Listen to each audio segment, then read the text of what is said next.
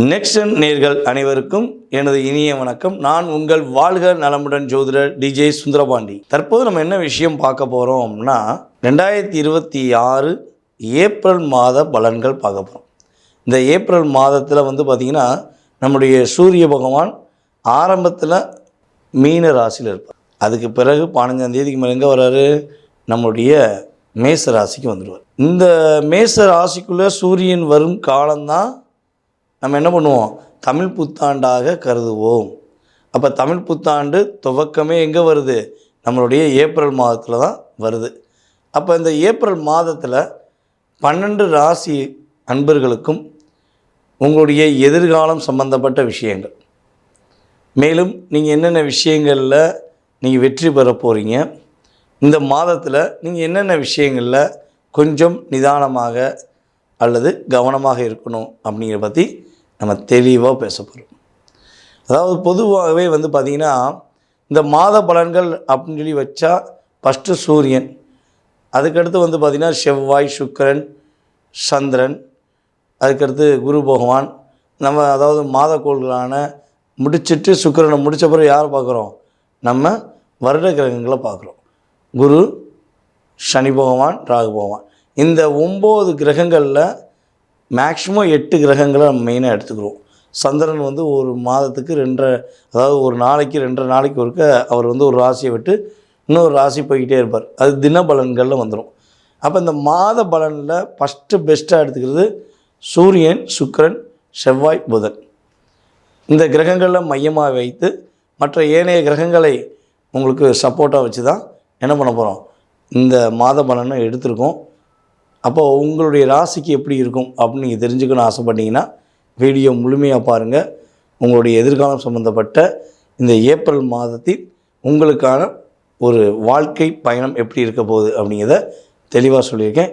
வாங்க வீடியோக்குள்ளே போகலாம். மகர ராசி அன்பர்களுக்கு இந்த ஏப்ரல் மாதத்தில் கிரகங்கள் ரொம்ப ரொம்ப சாதகமான சூழ்நிலையை உருவாக்க போகிறாங்க. என்னென்ன விஷயம்லாம் உங்களுக்கு சாதகமான சூழ்நிலையை உருவாக்க போகுதுன்னா, மகர ராசிக்காரங்க இந்த ஏப்ரல் மாதத்தில் வண்டி வாகனங்கள் வாங்கக்கூடிய சூழ்நிலை உருவாகும். யாராவது வண்டி வாகனம் வாங்கினீங்கன்னா உறுதியாக என்ன பண்ணுங்கள், கீழே ஃபீட்பேக் கொடுங்க. அல்லது வண்டி வாகனம் வாங்கணும்னு ஆசைப்பட்டிருக்கீங்கனாலும், ஆமாம் இந்த மாதம் தான் வாங்கணும்னு ஆசைப்பட்டிருக்கேனாலும் ஃபீட்பேக் கொடுங்க. புதிய வண்டி வாங்குவீங்க அல்லது உங்களுக்கு பிடிச்சமான வண்டி வாங்குவீங்க. புதிய கார் வாங்குவீங்க, உங்களுக்கு பிடிச்சமான கார் வாங்குவீங்க. ஸோ அதற்கான விஷயங்களை இந்த மாதத்தில் நீங்கள் தொடங்க போகிறீங்க.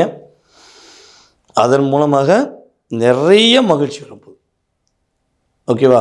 அதே போல் ரொம்ப நாட்களாக தடைப்பட்டுக்கிட்டே வந்துக்கிட்டு இருந்த காரியம், அது எந்த விஷயமாக இருக்கட்டும், வீட்டில் சுப நிகழ்ச்சியாக இருக்கட்டும், அல்லது உங்களுடைய எதிர்காலம் சம்மந்தப்பட்ட திட்டமாக இருக்கட்டும், அல்லது நீங்கள் ஒரு என்ன சொல்கிறேன்னா மனசு விட்டு பேச நினச்ச சில விஷயங்களாக இருக்கட்டும், எல்லா விதமான தடைகளையும் என்ன பண்ண போகிறீங்க, இந்த கிரகங்கள் மூலமாக தகர்த்தெறிந்து உங்கள் மனசுக்கு பிடிச்ச மாதிரி ஒரு மகிழ்ச்சியாக இருக்கக்கூடிய சூழ்நிலையை கிரகங்கள் கொடுக்குது. தேவையில்லாத நபர்களுடைய இன்னல்கள், அவர்கள் கொடுக்குற அழுத்தங்கள், அவங்க உங்கள் பின்னாடியே கூடவே இருந்துக்கிட்டு உங்களை என்ன சொல்லணும் குழி பறிச்சுக்கிட்டே இருக்காங்கங்கிறது தெரிஞ்சும் நீங்கள் கூடவே வச்சுருக்கீங்க. ஸோ சில அன்பர்கள் தெரியாமல் கூட வச்சுருக்கீங்க. ஸோ அது யார், எப்படிப்பட்ட கேரக்டருங்கிறத என்ன பண்ண போகுது, இந்த கிரகம் ஒரு வெளிச்ச படம், நல்ல திரையரங்குகள் எப்படி படத்தை பார்க்குறீங்களோ அது மாதிரி உங்கள் கண்ணுக்கு முன்னாடி அவங்களுடைய குற்ற செயல்கள், அவங்க கூடவே இருந்து என்னென்ன விஷயங்கள் அவங்கள குறி பறித்தாங்க அப்படிங்கிறத என்ன பண்ண போகிறாங்க, ஒரு விளக்கப்படம் தெரிய போகுது. உங்களுடைய உடல் ஆரோக்கியம் சார்ந்த விஷயங்கள் உள்ள இன்னல்கள், பிரச்சனைகள் எல்லாமே குறையும்.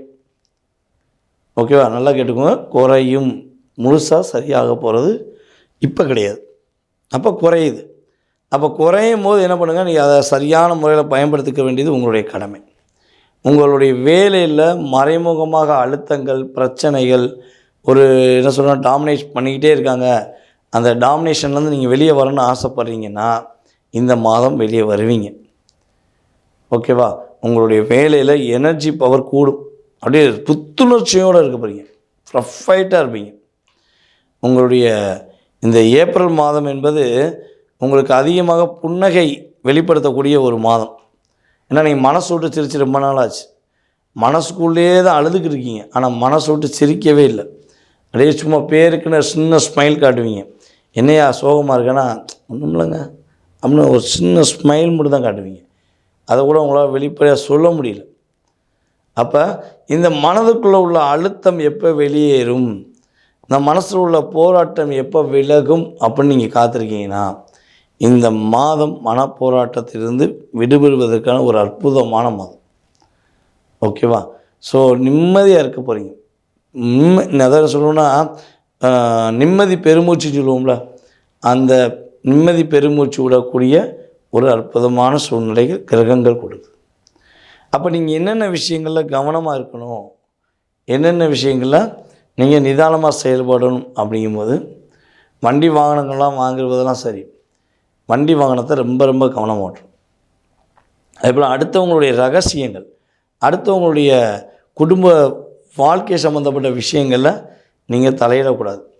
யாருக்கும் போய் நான் பார்த்து கொடுத்துறேன், நான் செஞ்சு கொடுத்துறேன், நீங்கள் கவலைப்படாதீங்க அப்படிலாம் சொல்லுவதை தயவுசெய்து நிப்பாட்டிட்டிங்கன்னா உறுதியாக இந்த ஏப்ரல் மாதத்தில் நம்முடைய மகர ராசிக்கு எல்லா விதமான ஏற்றத்தையும் முன்னேற்றத்தையும் காணக்கூடிய அளவுக்கு கிரகங்கள் வாய்ப்பை கொடுக்கும் என்பது உண்மை.